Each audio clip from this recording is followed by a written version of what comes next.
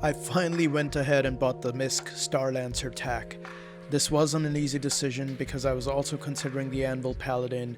Both ships offered something I wanted, but after thinking about how I play Star Citizen and what was missing from my fleet, the TAC ultimately made more sense for me.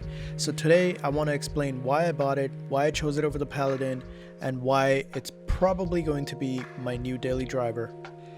Before getting into the ship, I want to thank everyone who participated in the community poll. A lot of you voted and shared your thoughts in the comments. The results weren't exactly something that made the decision easier. The poll was way closer than I thought, but the discussion certainly helped me think more carefully about what I actually needed.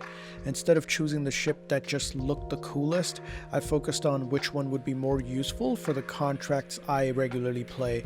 That is what pushed me towards the TAC. The main reason I wanted this ship was because my fleet had a noticeable gap. I had ships with good pilot-controlled weapons, I had cargo ships, I also had ships that could carry vehicles and provide medical support, but I didn't have a ship that could combine all of these things and support me through an entire contract. The Vanduul Tech Smuggler's contract is a good example. At the beginning, you have to take out enemy ships before you can safely land and move on to the ground portion.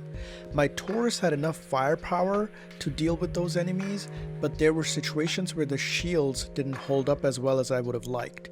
The TAC gives me stronger protection while still offering solid pilot-controlled weaponry, which makes me feel much more confident going into contracts like that one. Next, the medbeds were another major reason I bought this ship. Previously, if I wanted medical support during a dangerous mission, I would carry my Ursa Medevac. That works, but it also means loading the vehicle, using up space, and making sure I'm always flying a ship large enough to carry it. The Starlancer TAC has 2 medbeds built directly into the ship. For me, that is a huge win. I can use the ship as a base of operations and have medical support available without needing to bring a separate vehicle. For longer FPS missions, that added security can make a massive difference. I also really just like the MISC aesthetic. I know the ships are definitely a little curvy, and I know that design doesn't appeal to everyone, but I like the premium industrial feel. There is a lot of metal throughout the ship and everything feels substantial. The TAC feels like a ship designed for longer missions and not just quick trips between stations, which fits the role I wanted to play. And let's not forget the cargo space. Even though the TAC is a combat-focused ship, it still gives me 96 SCU of cargo capacity. I recently bought the Gattac Raylan, which is now my dedicated cargo hauler, so I didn't need the TAC to fill that role, but 96 SCU is still a good amount of space. It gives me the option to make some additional money hauling cargo without switching ships, and it can also be used for mission equipment or ground vehicles. For example, I can carry something like the Pulse, land outside a hostile location, and use it to cover the remaining distance. The ship also has a separate hangar for the Mirai Fury, which adds even more flexibility when I have another player with me. The TAC doesn't need to replace the Raylan, it just gives me enough cargo and vehicle capacity to remain useful as a daily driver.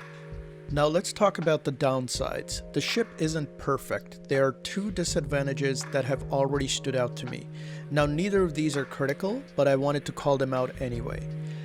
The first is how slow the ship is to leave the atmosphere. You can really feel the size and weight of the ship during the climb, and it takes a long time before you can quantum travel. This is definitely not the ship I would choose if I only had time for one very quick contract. The second issue is the fuel capacity. For a ship that is supposed to function as a base of operations, at least to some extent, I wish it carried more fuel. It has the living space, medical beds, cargo capacity, and even room for vehicles, so it really does feel like a ship that should be able to remain away from stations for a longer period of time. Now again, that doesn't ruin the ship, but I expect I'll have to make more refueling stops than I would have liked. Now let's talk about why I chose this over the Paladin. The Paladin is an incredibly cool ship, and with the right crew, it is probably the stronger dedicated gunship. I would still like to own one eventually because there are definitely situations where it will be better suited. But I wasn't only looking for a gunship. The TAC gives me stronger pilot-controlled weaponry when I'm playing solo.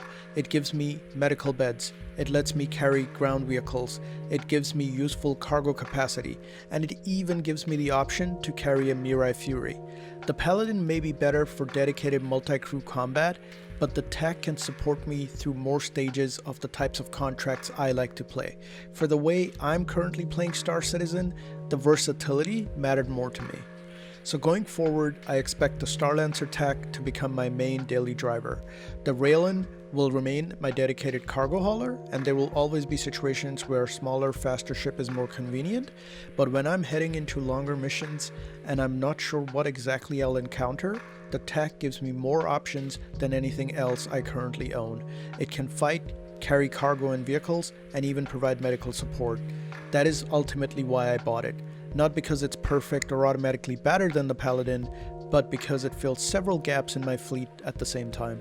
So now that I have the Starlancer TAC, you'll probably see it in several upcoming videos, especially the Van Duel Tech Smugglers contract guide that I'm working on right now. But anyways, I want to hear from those of you that already own one. Has the TAC become your daily driver? Do you think it needs more fuel? And for those of you who voted for the Paladin, do you still disagree with my decision? Let me know in the comments. And once again, thanks to everyone who participated in the poll and helped me make my decision, and I will see you guys in the next one.